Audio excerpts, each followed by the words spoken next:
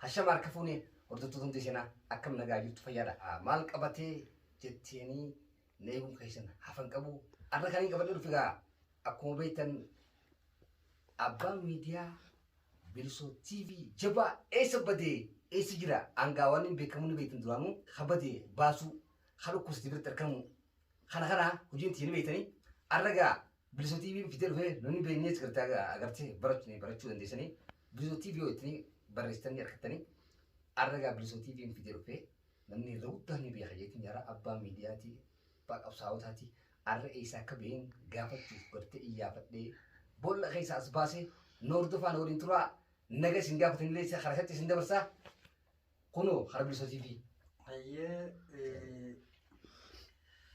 dursa baga guyyaarratti daawwattootaa fi hordoftoota hundee seenaa. Egaa akkuma beekamu bilisootii fi abbaa bilisootii fi jettee atu ibsitee fi jirta. Maqaan koos Murata Obsaatiin jaama. Warri hordoftoota hundee seenaa taatan hundi keessanuu baga nagaan nu eegdan baga nagaan rabbii walitti nu fideessaniin jenna. Eessatti bade eessatti jira eessa ture kajuulleen tarii warri nu beeku gaafi akkanaa qabaachuun ni mala isa adeemsuma keessa qatti seennu ta'a. Hundaafuu baga rabbiin nagaa walitti nu deebise baga nu eegdan baga jiraanne wal agarre nageenyi rabbi guddaa bakkoo jettanitti isinitti haa ta'u isiniin jecha. galatoomii tilleen wallaahi bilisoo TV mee namni hedduu tokko haalaan addunyaa irratti gartee abbaan miidiyaatti si beekamu ture hedduu tokko miidiyaa irraa gartee waa'ee sabaa hedduu tokko leellis turte eessa kuttee isa dhawamtee mee haa hunda yaada si bakkiisee maal taatee dhawamni dilla kunoo eessa jirta eessaas baate mee hordoftoota keenyaafis gaa mee nu ibsi gaa. Hayyee bareedaadha. Baga na gaafatte gaafuma silaa akka namattis akka dhalootattis jiru kana gaafachuu qabdu na gaafatte galatoomsiin jechuun barbaada. Eessatti baddee eessa turte jechuun gaafii namoota nu beekaniitis tarii ta'uu danda'a. Dhugaadha hin banne inuma jirraa egaa waan godhanii hedduun jira akka Oromootti nuti maal keessa jirra kaju duubbetti of deebisuu dandeenya. Yoo tarii dagannees nullee yaadachuu qabna jechuu barbaadeeti. Isuma sanii yeroo haala nu aanjata keessatti wanta godhuu silaa dandeenyu wanta dabarsuu dandeenyu hunda dabarsaa sanirraas kaa dirqamoonni ulfaatonni jira kasanirraayis bakka birootti illee waa godhuuf guddaan gaa dubbiin iccitiidha. Jiraachuu mala isuma saniif toora kanarraa banne malee lubbuun ni jirraa ammaas deebinee jira jechuun hin barbaada. Kanaaf haaluma akka Oromootti nuti keessa jirru kanaaf mee xiqqoo akkuma sagalees tahaa yaadotaas garaagaraa gorsaas haa ta'u wantoota silaa barbaachisu hunda karaa onlaayinaa kanaan godhaa turre caalatti lafarrallee waa godhuun tarii jiraachuu ni mala jechuuf isatti aanu fudhannee kanarraan toorarraa xiqqoo dhabamne warri toorarraa nu daawwataa jirtanis karaa onlaayinaatiin jechuudha fuula bilisootii fi irraanis nu daawwachaa turtaniin nu eeggachaa turtan qophii garaagaraa isinirraa addaa muruu keenyaafis nuuf okkolchaa isiniin jecha amma haalota santuutu isin jalaa nu bachiisee amma immoo deebinee jirraa baga nagaa walitti deebine jechuun barbaada. Maashaallah galatoomii hedduu takka namatti tolta. Garuu maali beektaa fedhiin maali hawwiin ta'e tafuulduraaf hawwiin qabdu maalis laati? Bareeda naaf galatoom hawwiin koo uummata Oromoo bilisoomee gadadoo gabrummaa hamaa keessa jiru kana keessaa bahee akkuma eenyu nama ta'ee gaafa dhalattu ati bilisa taatee dhalatte bilisa taatee gaafa dhalattu lafarratti dhalatte biyya qabda biyya teet irratti isaa biyya ofii irratti abbaa tahee abbaa biyyaa ta'ee mataa ol qabatee Oromummaa ofiitiin boonee jiraatu arkuudha hawwiin kiyya guddaanii. Fakkeenyaaf haala qalbii cabaa ilaalan nama fokkisu biyyoota ormaa tana keessallees haa ta'u biyya keessaas gataantummaa hamtuu saree hanqatteetu jiraachuu dadhabuu arkuu kanarraa isaa bilisoomee biyya ofii irratti abbaa ta'ee jiraatu arkuu hawwiin kiyya guddaanii sallee rabbina agarsiisuun jaa kanuma leenca kiyya. Okay. Fuulduratti maal hojjechuu feete gaa akkuma duraan gaa durgaa miidiyaa hojjechuu jirta amma immoo fuulduraaf akka maal akka hojjechuu feetu maal faadhamee egaa gorsiinis. Bareeda naa galatoomi fuulduraa fi wanti hojjechuu fedhu hawwiin ilma namaa silaa daangaan qabu guddaadha. Nu ammallee isuma keessa jirrutu hedduu nu daangeessa. Egaa akka eenyuttiin dhabaluttiin sirbaan ka morma nama jallisaa jetti Oromooni. Nu akkuma keessa jirru keessatti dhaabbannee haaluma keessa jirru irrattis hundoonnee waan dandeenyu gama sagalee miidiyaatiinis haa ta'u gama aartiitiin jechuu kiyyaa gama birootiin ogummaa hanga qabnu itti fayyadamnee wantoota silaa nu barbaachisu biroollee dabalannee ummata keenyaaf waan gaarii takka hojjechuudha. Ammallee fuulduraaf hawwiin keenya guddaan hawwiin qabu guddaan isa kanaa jechuudha. Hedduu nuuf gorsuun maashaallah akkasii yaadni fuulduraa jechuudha. Hawwii uummata keetii. Mee naam uummanni egaa hedduutu akkasii jaalatanii hedduutu akka illee si hordofanii duraan egaa miidiyaa gaafa bareedu ni beektaa. Egaa eessatti jechuun Oromoo isaan kanaafuu mee maaliif jechuuta maal gattee fakkeenya eessatti eessa lafatan seentee maali haalli gaa dhugaadha haalli yeroo dhugaadha akkasii dhugaadha nama ni barsiisa. Ati immoo yaaddoon teetiif gartee isaanii qabdu hanga yaaddes mee ibsi mee keessatti. Bareeda naa galatoomi warra eessatti badde jiruu fi dhugaa keessattuu wallaayina kanarraa bannee jirra badeetiin jira anuun beekaa jechuudha.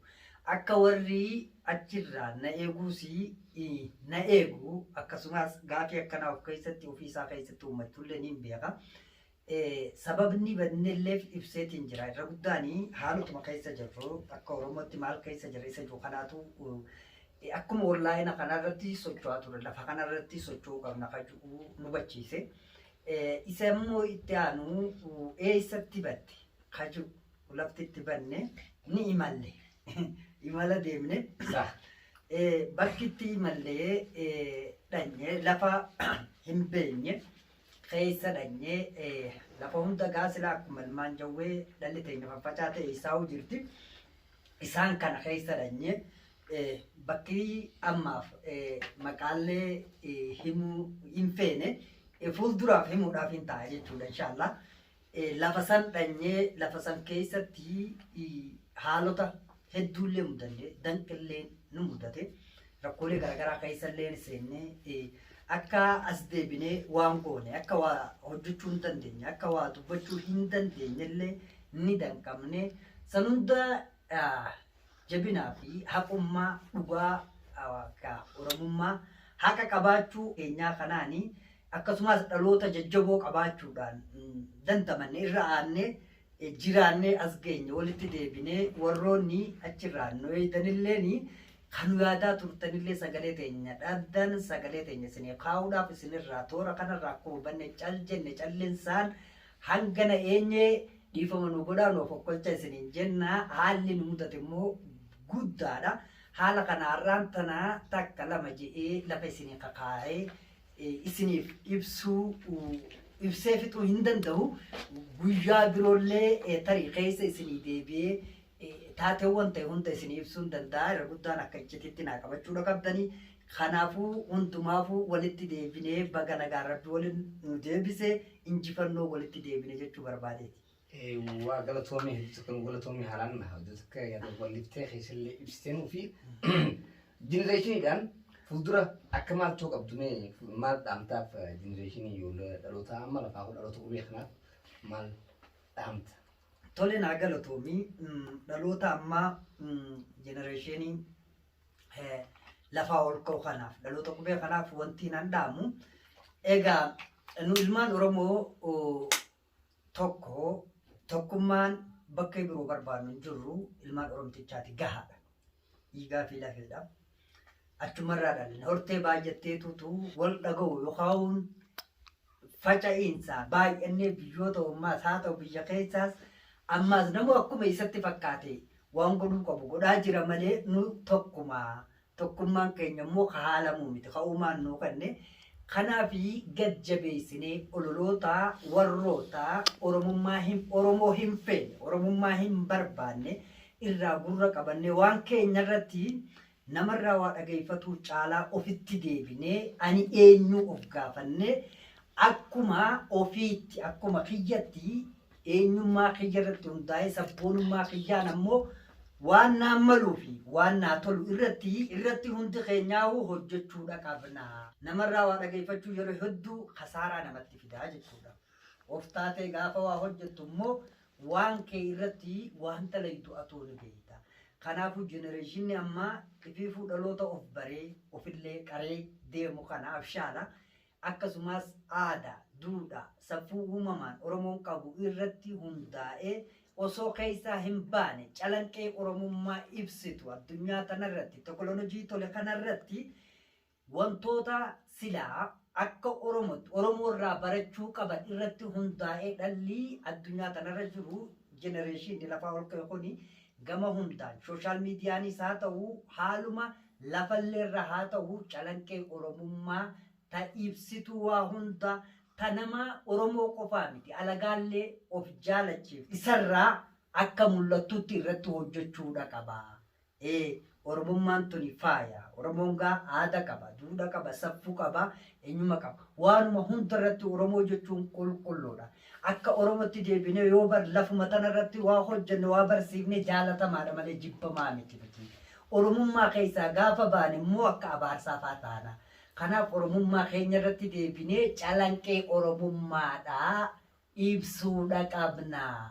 Akka osoo Oromoo qoftiin hin taane alagaalleen dhuguma Oromummaa dhugaa sanirra gaafa deebinee nuti calanqee san ibsine alagaan jaalatutti irratti dalaguu qabnaan jaan jenereeshina kana.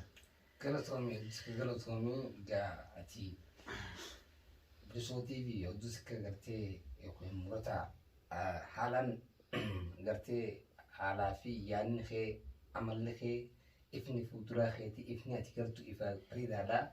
Waan calaqqeentitti calaqqee bareedduudha maal waan tokkummaa Oromoo leellisuudha hedduu akka gartee jaalatamaa namaatii hedduu akka saba keetiif dhimmamtaa nama sabaaf gartee ati quuqama tokko keessaan maaliif haalaan adeemsi akka keetii kana waa hedduu namni sirra dhaaraa maaliif gartee kana hedduu akka nama boonsaa anilleen sittiin boona gaa goolabuudhaaf gartee xumura kee waan dhaamattu dhaamsa keetiis gartee bal'inaan abdii siin jiru akkasitti fuuldura kana mee maal xumura keenya maal dhaamtaa dhaloota keenyaaf nee xumura jechuudha. Galatoomii carraa kanaanii dhaamsaan qabu na gaafachuu keetii fi isinis warri hundee seenaa dhuftanii na iyyaafattanii iyyaafannoo gartee lafa jiru hundaa'u geessanii eessa jirte eessa badde jettanii na iyyaafachuu keessaniif illee galatoomaa carraa kana immoo naa kennu keessanii illee dafettuu isin galatoomfadha. Carruma isin naa kennitan kana fayyadamee dhaamsi uummata kiyyaaf qabu ka xumuraa egaa bareedaadha. Dhalli keenya yeruma hunda ni jenna ni dubbannaasi garuu dubbiin hin dhumtu akka dubbiitiin silaa akka dubbii yookiin haasa'u oduu yookaan jechoota yookiin aartii walleenis dhumatee jira osoo irratti dalanyee as hin geenyu. Isuma ja'ame irratti osoo dalanyee as hin geenyu jechuudha. Har'aas nu keessa jirti wanta waan ja'ame irratti hin hojjetamnee fi isuma irra deddeebinee jenna malee wanti haara uumnee jennu hin jirtu jechuudha. Haara uumuuf yoo inni ja'ame ka duraa dalagamee irratti dalagamee jiraate haara uumuudhaaf nullee yaallaa jechuudha. Isa santuutu irratti hin dalagaminiif hogguu maasaa takkuma qotaa deemutti jirra. Warra gartee kaja'ame kanaas irratti dalagee ka biroo uumuu danda'u rabbiin haa godhu jechuun barbaada. Kanaafi osumaa jirruutiis wal beekuudha qabna. Osumaa jirru, osumaa lubbuun jirrus wal beekuu qabna. Osumaa addunyaarra jirruutiis waa hunda keessatti wal tufachuu osoo hin taane walitti dhiyaachuu, wal qabachuu, jaalala, tokkummaa qabaannee fuulduratti maaltu nuu malaa irratti xiqqaa fi guddaa keenyallee gartee qabannee laafaa fi jabaa keenya beekaa keenyallee tiifannee sossoohuutuun nu baasa. Amaloota nuti qabnu amaloota dhuunfaa irratti hundoonyee fedha keenya qofaaf waa hedduu balleessuu faatuutu yeroo takka takka addunyaa tanarra jijjiiraa jechuudha. Fedha dhuunfaa ofii irratti hundaa'anii waa balleessuun sanii kasaaraa guddoodha qabaa jechuudha. Kasaaraa guddoon inni qabu lafarrattiis rabbi biratti illee gaafa awwaalamte addunyaa tanarraa akiraa gaafa galtellee kasaaraa hamtuu qaba. Fedha ofii irratti hundooyte daba shira akkuma xiyya akkumaan fedhu isaan maanaaf hin taane jechuuf waa balleessuun sanii miidhaa hedduudha qaba. Kanaaf fedha keenya irratti hundoonye waa balleessuu irra uumaan nuu kenne tokkummaa, dhiigummaa, sabummaa, jaalala, namummaa isa kana hunda beenyee qabaannee laafaa keenyaas tirfannee beekaa keenyallee dhageeffannee xurree takkarra irree takkaa yoo sochoone wanti nu qabulleen hin jiru. Wanti nu daangeessulleen hin jiru. Bakka yaadne hunda ni geenya. Hin araraafamu. Agaagul amma keessa jirru kanallee hin mudannu. Osoo jiruu addunyaa lafa tanarra jirrullee wal beekuu qabnaa. Kanaan isinii dhaama. Gama birootiin ammoo warra of beekullee rabbi nu haa taasisuun bakiyyaa naaf galatoomaan jaa. Galatoomii Luzoo TV. Arragaa hordoftoota hundi seenaa. Arragaa akkuma beektanii namni kun nama jabaa ni beektan jee warri beekuu ni beektan warri naga gaafattanis koomentiidhaan naga gaafachuu dandeessanii maaliif isa birattiin argamu jechuudha. Maaliif hin barbaadee nama kiyya ka awwaalamee ka dadhabame baasuun dirqama kiyya jechuudha. Hundee seenaa oduu maqaaf hin taane gartee warra seenaa qabu kan badee fi warra dhukkubsatee warra biyyaan boota keenyatti miidhamoota dhalaa haa ta'u dhiiraa haa ta'u manguddoo haa ta'u hunda gartee baasuuf bira dhaabbachuun inni itti fufaa akkuma beektanii viidiyoo tana sheer sabskiraayib godhuudhaan waliin gaa namni arra qophiin isinii fidee dhufee namni isinii dhiyeessee murataa sabaa yookiin bilisootii fi ta'uu namni hin beekne hin jiru. Kanaaf gaa gartee namni ilmi namaa kan doongorre jiru doongoruu dandeenya. Maaliif ilma namaatii yoo doongorres wal gorfachaa oduu wal darbachuun taane gorsa waliif komantii wayii laachaa wal gorfachaa wal qajeelfachaa jallaa fi muka jallaa wanti sanii akkasuma jallaa fi qajeelfachaa waliin akka sochoonutti arra kana isinii qabadhu dhufee bilisootii fiidaa gartee arra kan xumurraa rabbiin warra gartee umrii dheertuu wajjin jiraatu naa godhu akkasumatti gaa jabaadhaan isiniin jaa baay hanga xumura walitti deemnutti isin jaa galatoomaa hedduu takka nagatti.